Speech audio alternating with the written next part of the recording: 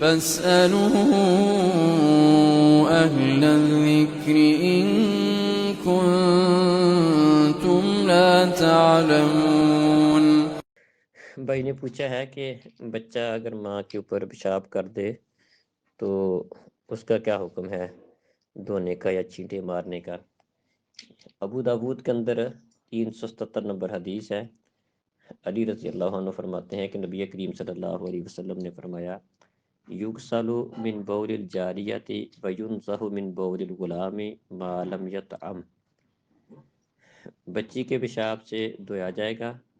اور بچے کے پیشاب سے چھینٹے مارنا بھی کفایت کر جائے گا، لیکن یہ فرق اتنی دیر تک ہے جب تک بچہ کھانا کھانا شروع نہ کرے، اس کا گزارا صرف ماں کے دودھ پر ہوتا ہو، تو اس وقت تک یہ فرق رکھا گیا ہے